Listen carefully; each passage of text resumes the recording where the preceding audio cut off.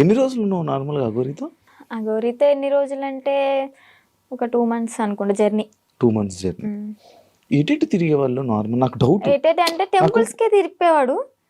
Temples తీసుకెళ్ళి దర్శనం చేసుకోవడం, పడుకోవాలి అనుకుంటే పెట్రోల్ బంక్ దగ్గర నైట్ ఆపేసి పడుకోవడం. ఫుడ్ అంటారా, భక్తులు ఉంటారు కదా, ఇప్పుడు అంత ఫేమ్ అయిన అతనికి ఆ కారు చూసే, ఆ స్టిక్కరింగ్ అయినా చూసే వచ్చేస్తారు. వచ్చి 500 కానీ 1000 రూపాయలు కానీ, లేదా పెట్రోల్ ఫుల్ ట్యాంక్ చేయించడం, భోజనం వండి తీసుకురావడం, తనకి బట్టలు పెట్టడం, ఇవన్నీ జరిగినాయి అనమాట. అలా చూసుకుంటే రోడ్డు మీద వెళ్ళే వాళ్ళందరూ ఒక 10 ఇచ్చినా గానీ, ఒక 100 మంది 10 ఇచ్చారనుకోండి, ఎంత అవుతుంది? 10,000 1000 రూపాయలు ఎంత అవుతుంది? రోజుకి ఒక 25-30 సంపాదిస్తాడు అనుకోండి. అలాగా రోజుకి 25-30 పెట్రోల్ ఫ్రీయే, డబ్బులు ఫ్రీయే, తిండి ఫ్రీయే.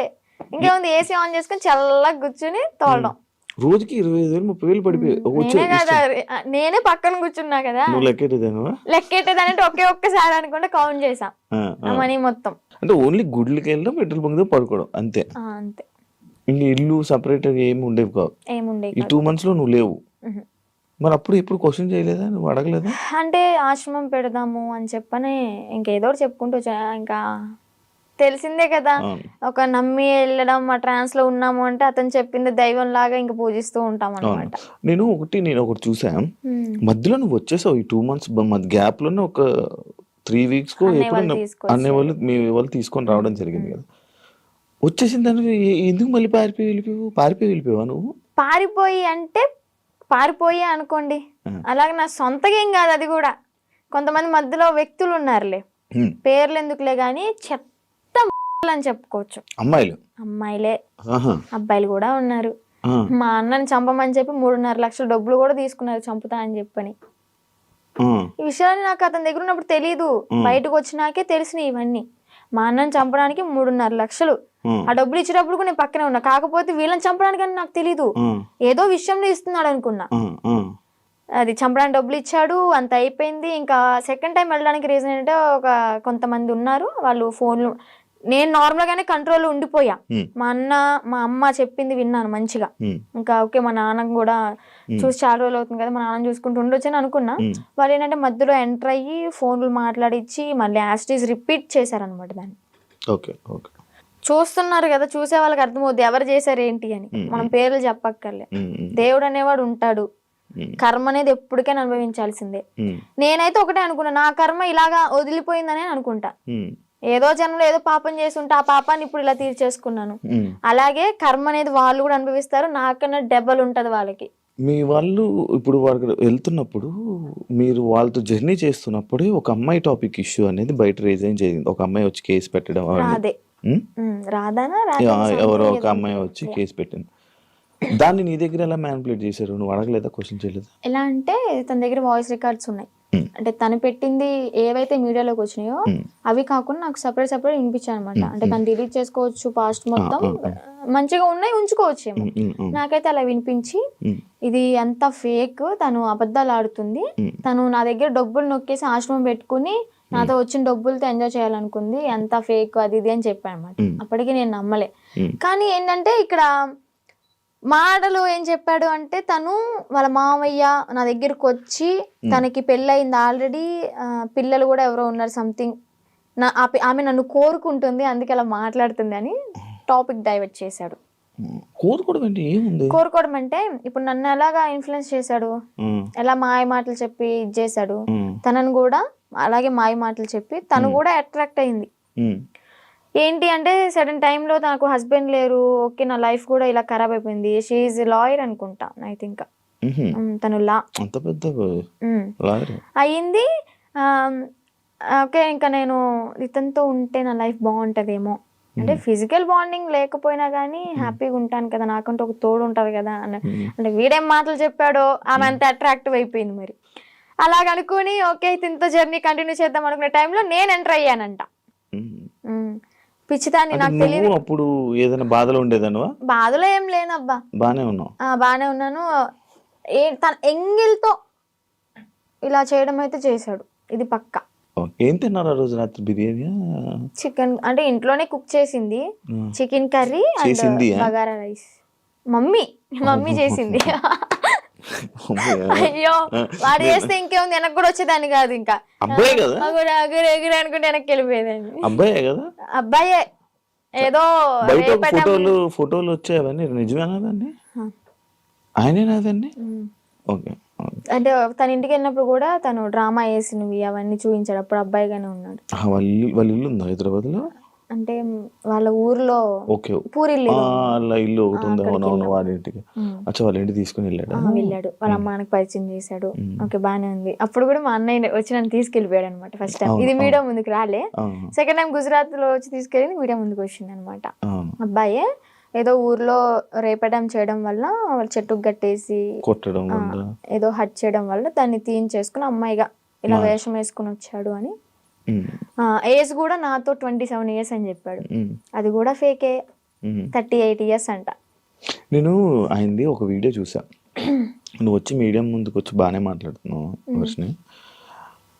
ఆయన ఏం చేస్తాడని భయం లేదా? నాకెందుకు భయం? తూ తాత అన్నానికి ఒక మంత్రం రాదా యాదవ్కి?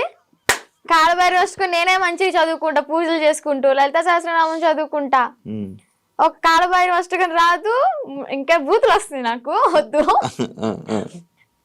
ఇంకా నన్ను ఏం చేస్తాడు? సరైన మంత్రం రాదు, వచ్చినా గానీ నన్ను ఏవో ఇంటికి కూడా వేయలేడు. మొన్న మీడియా ముందుకి వచ్చి చెప్పాడు అనమాట, ఆమె ఎవరు, ఆమె నాకెందుకు ఫోన్ చేసి, ఒకవేళ నాకు కానీ ఫోన్ చేస్తే అయిపోతుంది. అదే మరి, అంత దమ్ము ధైర్యం లేకే నాకు తెలీదు, ఇంకా సంబంధం లేదు. పోలీసులు బాగా కోటింగ్ ఇచ్చారు కదా మనోడికి, ఆ భయం అనేది ఉంటదమ్మా. మరి పరిచయం పేరంటే గసగస వణికిపోతూ ఉంటాడు నాకు తెలిసి ఇప్పటికి. దాని తర్వాత ఇప్పుడు మళ్ళీ నీ కాంటాక్ట్ లో రావడం ఏం ప్రయత్నించలేదు అంటే? వచ్చేసి నా 2 months తర్వాత మళ్ళీ ఇప్పుడు కాంటాక్ట్ రావడానికి ఏం లేదు. ఓకే. కానీ మళ్ళీ అంటే ఎందుకన్నానంటే, ఇదే జరిగిన తర్వాత సిచ్యువేషన్లో మళ్ళీ ఈయన వచ్చి చెప్పాడు, అదంతా ఏం లేదు, మళ్ళీ మేము కలిసిపోతామని చెప్పాడు. అంటే ఎవరిన తీసుకుని వచ్చేసిన తర్వాత ఎవరి ఇంటికి వాళ్ళని పంపించేశాక అప్పుడు అన్న మాట్లాడలేదు. లైక్ అంతే, మళ్ళీ ఏం కాంటాక్ట్ అవ్వడానికి ప్రయత్నించలేదా, ఇవేం చేయలేదా? లేదు. ఓకే. అసలు నాకు ఇప్పటికీ ఫోన్ లేదు. మీకు చెప్పాలంటే ఇంటికి వెళ్ళినాక ఒక 1 month వాడాను, అది కూడా కొంచెం పాడైపోయింది, రిపేర్ వచ్చి. ఇంకా న్యూ మొబైల్ తీసుకోవాలి. ప్రెసెంట్ అయితే అన్నయ్య మొబైల్ అయినా అన్ని యూస్ చేసుకుంటున్నా. ఇన్స్టాగ్రామ్ అవన్నీ లాగిన్ అయ్యి రీల్స్ అవన్నీ పోస్ట్ చేసుకుంటున్నా. నీకంటే సెపరేట్ ఫోన్ లేదు? నెంబర్ అయితే ఉంది, ఫోన్ అయితే లేదు. నెంబర్ ఉంది, ఇన్స్టాగ్రామ్ మెమొరీ ఉంది, కానీ బాడీ లేదు వేయడానికి. ఎందుకు వాడట్లే మరి ఫోన్? తీసుకోవాలి. ఆడి దగ్గర నుంచి ఏదో కోట్లు తెచ్చా. ఏంటి నా లైవ్ లో కూడా కొంతమంది అంటారు, నేను రోజు 1 hour లైవ్ పెడతాను నా బిజినెస్ గురించి మార్కెట్ లో తీసుకెళ్ళడానికి. ఏమని అంటారంటే, అగోరి దగ్గర ఇంత తీసుకున్నావంట, నీ బ్యాంక్ లో 30 కోట్లు ఉన్నాయంట. అసలు చెప్పిన ప్రతి నా కొడుకు వాడి దగ్గర ఏమన్నా ప్రూఫ్ ఉంటే తీసుకుని మా ఊరికే డైరెక్ట్, లేదా హైదరాబాద్ పిఎస్ ఏ పిఎస్ అయినా గానీ ప్రూఫ్ తీసుకుని రమ్మా అండి. నేను వాడు ఫోన్ చేసిన గంటలో నాకు ఎలాగో 6 hours పడుతుంది విజయవాడ నుంచి హైదరాబాద్ రావడానికి. ఆ 6 hours నీ కళ్ళ ముందు ఉంటా, నీ దగ్గర ఏం ప్రూఫ్ ఉందో చూపించు, నా దగ్గర ఉన్న ప్రూఫ్ చూపిస్తా, నా బ్యాంక్ స్టేట్మెంట్ తీసుకొస్తా, బ్యాంక్ బుక్ తీసుకొస్తా, అవసరమైతే తీసుకెళ్తా కూడా. నేనే నా బంగారాన్ని తాకట్టు పెట్టుకుని వచ్చిన డబ్బులతో బిజినెస్ చేసుకుంటున్నా. లైఫ్ అనేది హ్యాపీగా లీడ్ చేస్తున్నా అనమాట ఇప్పుడు అమ్మ నాన్నతో. డబ్బులు ఏమి ఇవ్వలేదా నీకు? నాకెందుకు ఇస్తా డబ్బులు? నా ఐఫోనే అమ్ముకుని అడిగి పెట్టా తినడానికి లేక. మరి ఈయనకి వస్తున్న 25,000 రోజుకి అవన్నీ ఇంక ఇంటికే వెళ్తాయి, ఇంటికి పంపించేసుకుంటాడు డైరెక్ట్. ఇవి నీవేమో నీ డబ్బులేమో ఖర్చు పెట్టేశాడు. అంటే పూర్తిగా ఇంకా ఈ సిచ్యువేషన్ జరిగింది, పోలీసులు ఎత్తుతున్నారు అన్న టైంలో ఒక 20 days వరకు బయటకు కూడా రాలే. ఇంకా ఫోను ఏదన్నా ఉంటే అమ్మేసుకుని ఇలాగ ఉన్న డబ్బులతో అక్కడికక్కడ జర్నీ చేస్తూ తింటూ అలాగా చేసామన్నమాట. తర్వాత ఇంకా పోలీసులు వచ్చారు. నాకు ఒకటి డౌట్, మీ ఇద్దరు ఏం డిస్కషన్ చేసుకునేవాళ్ళు? నార్మల్గా ఏం మాట్లాడుకునేవాళ్ళు? కార్లోనే కూర్చునే వాళ్ళం, అంతా బాగానే ఉండేది. పెళ్లి చేసుకుందాం ఎందుకో తెలియదు, ఎక్సైట్మెంట్ అది. అంటే ఉంటది కదా, అసలు ఏం మాట్లాడుతున్నారు, ఎలా ఏం మాట్లాడుకుని ఉండేవాళ్ళు? బాబాయ్ చాలా మందికి ఇదే అనమాట. చెప్పాలి అంటే ఫిజికల్గా టార్చర్ చేశాడు. ఫిజికల్గా ఇబ్బంది పెట్టాడా? చాలా.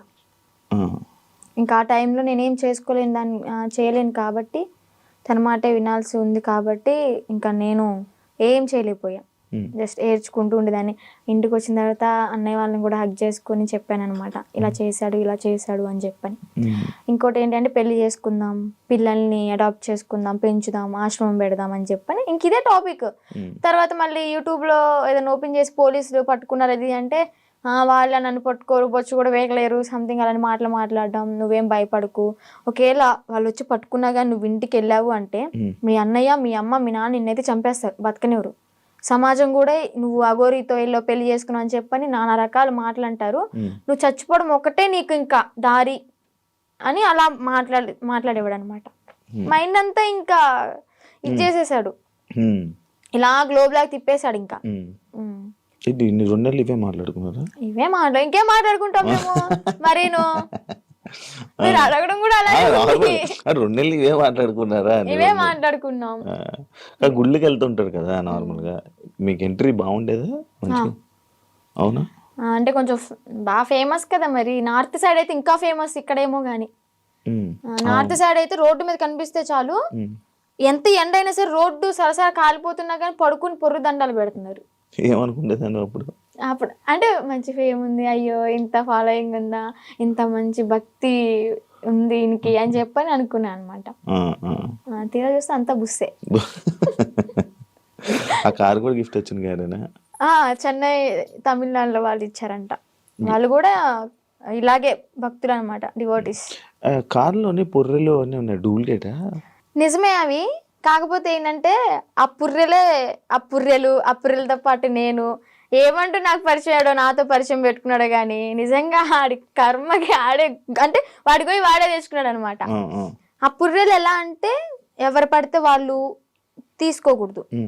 వీడేంటి శ్మశానంలోకి వెళ్ళి అవి పట్టుకునేంత ధైర్యం ఉందేమో కానీ అవి పట్టుకున్నంత మాత్రం వీడికి శక్తులు ఏం రావు, ఇదేం కాదంట. ఆ పుర్రెలకు కూడా ఒకటి ఉంటది, వాళ్ళ కర్మలు ఏవైతే ఉంటాయో అంటే చనిపోయిన వాళ్ళ పుర్రెలు ఉంటాయి కదా, ఆ పుర్రెలు బాడీ కాలిపోవచ్చు కానీ కర్మలు అయితే ఎక్కడికి పోవాలి ఇవి చనిపోయినా కానీ. వాళ్ళ పుర్రెలో ఎవరెవరయ్యో తెలీదు పెట్టుకున్నాడు, వాళ్ళ కర్మ అంతా చుట్టుకుంది. ఇప్పుడు ఏం చేస్తున్నాడు, ఇంట్లో కూర్చొని పాండ్స్ పౌడర్ కాదు, విభూది.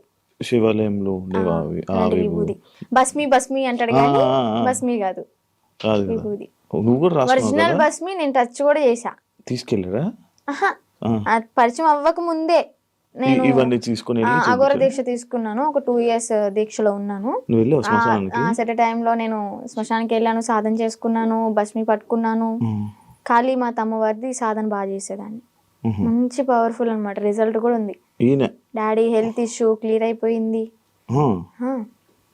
పరిచయం అవ్వకపోతే ఇప్పుడు కూడా ఎర్లీ మార్నింగ్ 4కి లేచి దీపం పెట్టుకుని ఇంట్లో సాధన చేసుకుంటూ ఉండేదాన్ని. ఈవెన్ ఫ్యూచర్ కొంతమందికి హెల్త్ బాగోపోయినా కానీ సాధన వల్ల తగ్గిపోతుంది, ఫ్యూచర్ కూడా మనకు తెలుస్తుంది. నమ్ముతున్నావు ఇవన్నీ? అలా కొన్ని జరిగినాయి కాబట్టి నమ్ముతున్నా. ఏం జరిగింది? మీ నాన్నగారిది అనేది నాన్నగారికి బ్రెయిన్ స్ట్రోక్ అండ్ పారాలసిస్ 2 ఒకేసారి వచ్చినాయి. ఏ హాస్పిటల్ తీసుకున్నా తగ్గదన్నారు. ఒకటి నేను సాధన చేసుకోవడం, డాడీకి ఆవు పాలు ఇవ్వడం ఎర్లీ మార్నింగ్, అంటే అశ్వగంధ అలాంటి లేహ్యాలు ఇచ్చి సాధనతో పాటు ఇంకా డాడీ కూడా పూజలో కూర్చోబెట్టించుకొని డాడీని కూడా ప్రేయర్ అంటే భగవంతుడికి పూజించమని చెప్పేదాన్ని. దానివల్ల క్లియర్ అయిపోయింది. డాడీ ఇప్పుడు ఆల్ గుడ్ అనమాట. కొంచెం ఈ హ్యాండ్ అనేది కొంచెం ఇంప్రూవ్ అవ్వాలి. అయితే అఘోరి మీద కొంచెం పాజిటివ్ ఉంది, ఆడి మీద నాకేం పాజిటివ్ లేదు.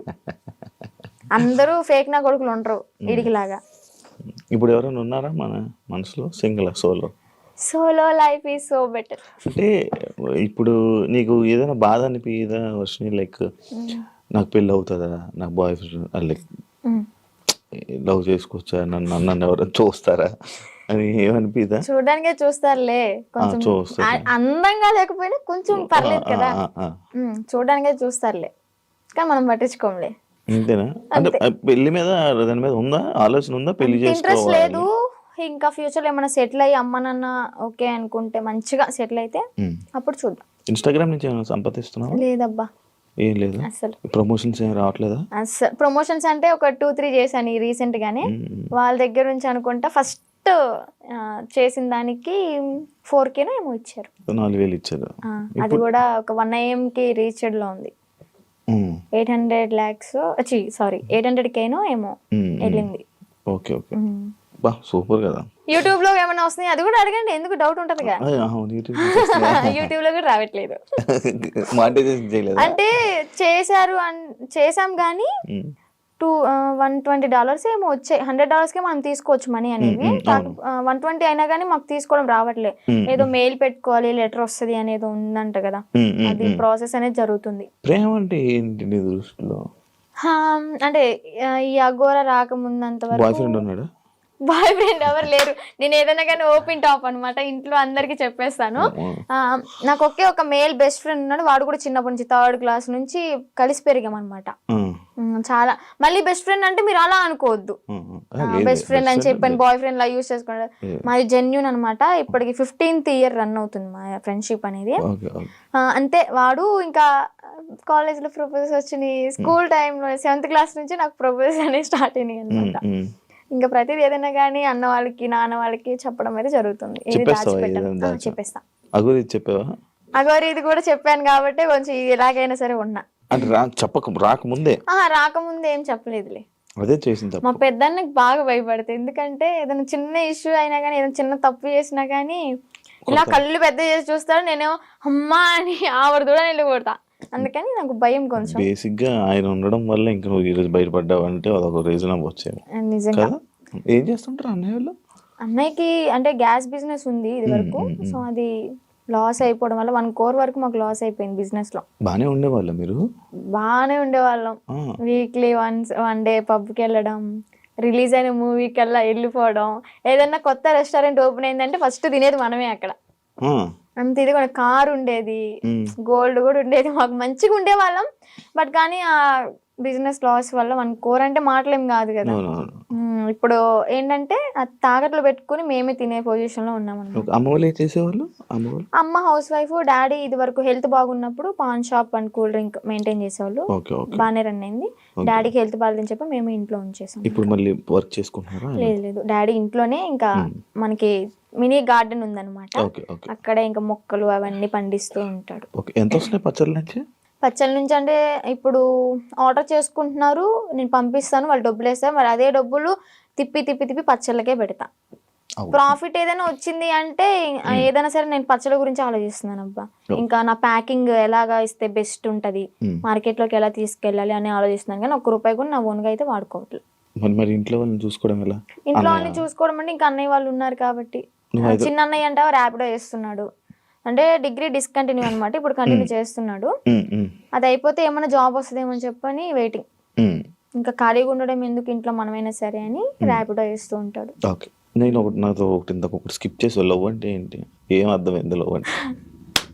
లవ్ అంటే కొవ్వు, సో ఆ కొవ్వు జోలికి వెళ్ళొద్దు అంతే. అంతే. ఫైనల్ గా మీ ఆడియన్స్ కి, జనాలకి ఏమైనా చెప్పాలనుకుంటున్నా?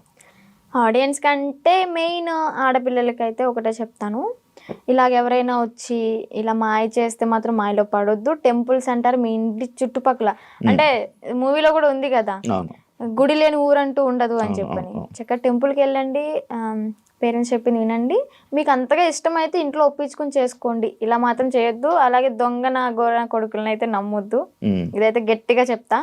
నేను ఆ గోర నాకు శక్తులు ఉన్నాయి, విభూతి తెచ్చా, లింగం తెచ్చా అంటే యాడ్ నుంచి చెప్తాడు ఆడైనా, ఏదో మాయ చేయాల్సిందే. ఇవన్నీ చూసి మోసపోవద్దు. ఫస్ట్ ఆఫ్ ఆల్ ఇంట్లో హ్యాపీగా ఉండండి, అమ్మ నాన్నతో సరి